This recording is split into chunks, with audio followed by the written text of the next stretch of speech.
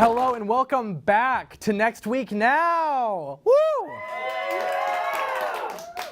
I'm fake news anchor and real life purple nurple Keegan Zipper. Both painful and embarrassing. This is what we missed, the part of the show where I cover topics we failed to predict while adjusting our points for the predictions we did make. Next Week Now is in its 5th season, and they say the 5th anniversary is supposed to be celebrated with a gift of wood. But next week is the Valentine's episode, and we'll be chocked full of wood then.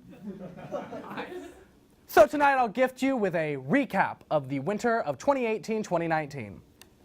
Firstly, the government shut down for 35 days. All right. The longest in U.S. history, but still 20 years shorter than how long it took my dad to say he supports my career in comedy. Though Trump said he would shut down the government, he continued to blame it on the Democrats, just like how I blame other people for my shortcomings. Except Trump isn't being held accountable for that and didn't have to go to therapy for it either.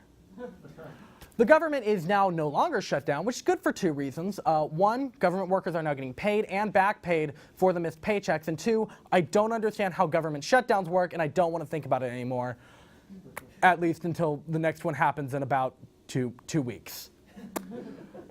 Ariana Grande started the year off on a high with her new single, Thank You Next, being #1 on the charts coming into the new year.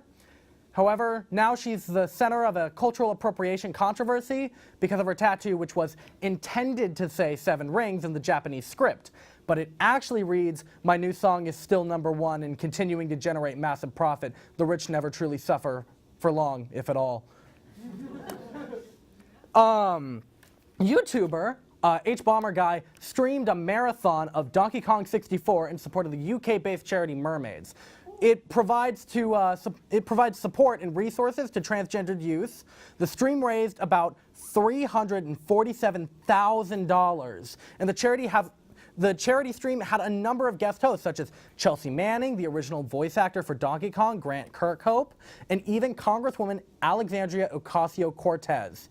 And yet, there was not a single dollar donated to my charity stream to found an online store for mail-order brides. Don't know what that was about. However, also over the break, SCOTUS stated that the trans military ban proposed by Trump is constitutional. So, you win some, you lose some. And sometimes you lose a lot. YouTube Rewind was bad, but that's not really news. However, it did set the record for the most disliked video on YouTube, passing Justin Bieber's music video for Baby. Yeah.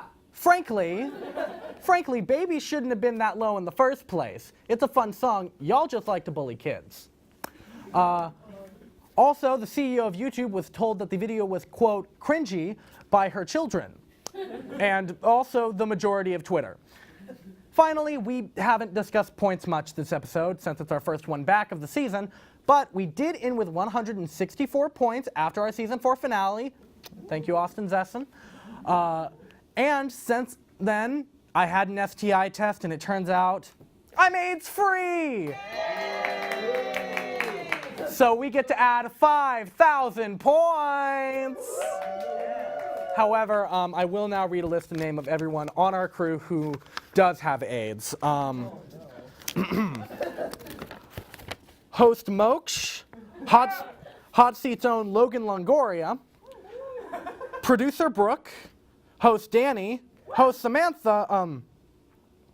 Okay, so now actually skimming the list, it seems to just be the rest of the cast and the crew.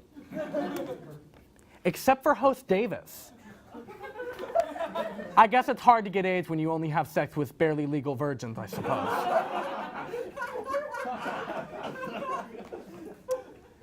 Well, we still in tonight with 5,164 points. I have to go buy some condoms and bananas to teach the crew about what safe sex is. For now, enjoy the hot seat.